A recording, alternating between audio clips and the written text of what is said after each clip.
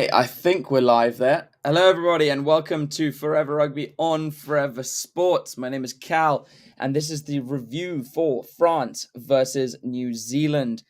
I mean, what a game! I gotta admit, I wasn't massively impressed with either team because I thought both were off their best. But I mean, 30 points to 29. What more could you ask for? Um, Stunning test match. I mean, so much happened. Lead changes, comebacks, you name it. So we'll go through it kind of step by step of all the important parts of the game.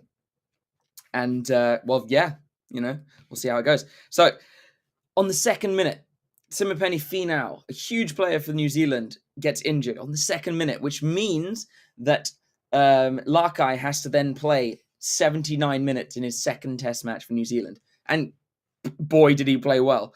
On the 7th minute, Ramos gets a penalty. France ahead by 3. On the 9th minute, new man, Lakai, try on his second game. And Beauden Barrett with a conversion, 7 points to 3.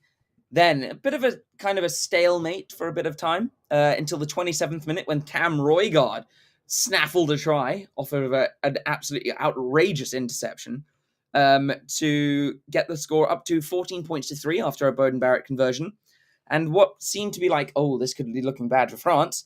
The fullback, the fairly new man to France, Bourreau, scores a try, powering his way over. Really good try, actually, on the 32nd minute. Converted by Ramos to make it 14 points to 10. Beauden Barrett gets a penalty on the 37th minute to make it 17 points to 10. And misses a drop goal on the stroke of halftime. 17 points to 10 at halftime.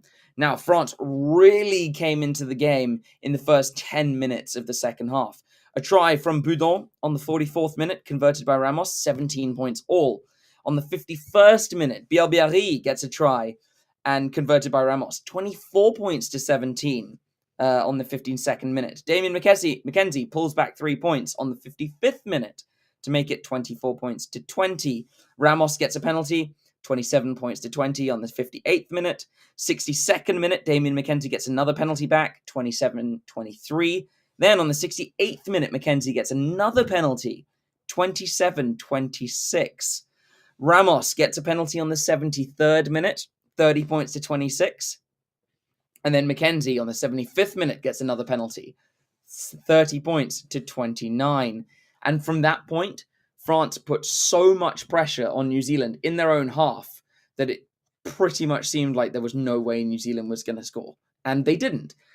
There was so much pressure, and it was such a tough test match that they were out on their feet. All of the players, not only the French, but also the Kiwis. They could not do an 80-meter try. And France see out the victory. And for a team that didn't play particularly well, it's a huge victory, especially considering they were missing, I'd say, 5 or 6 first-choice players, mostly in the forwards. And look, New Zealand had a lot of ascendancy in that scrum throughout the game. I would say that they didn't get the return that they probably deserved for the ascendancy they had, and France hung on. And it was certainly interesting when in the last 15 minutes when Le Goret came on. When Le Goret came on, Dupont went to 10. I thought it was okay. I mean, nothing spectacular happened, as you'd expect. But I don't know. I just don't see Ramos as a 10. He didn't do badly, but I just so much prefer him as a 15. And Bourreau was good. I thought that, in fact, most of the back line for France was really good. Oh, God, my throat is so dry after that game, though. But, a stunning test match. That is exactly what test rugby is about. A 1-point narrow margin lead for France, but they extend their unbeaten record. They are now 7 wins in 8 games. And I think the last game they lost was against South Africa in that quarterfinal. Quarterfinal? Semi-final? Quarterfinal. But what a game. I mean, what a day of rugby. So thanks for joining me, all of you who did. That was a great stream. And we'll see you next weekend for some more international rugby. There's still a lot more to go. Have a great weekend, everybody, and I will see you then. Don't forget to check out BITDEFENDER, our fabulous sponsor, and like and subscribe to the channel, guys. We are approaching, I think it was, 82K? I think it was 82,000 subscribers. Do keep like and subscribing. we will be having, kind of shout outs and competitions and stuff like that coming up.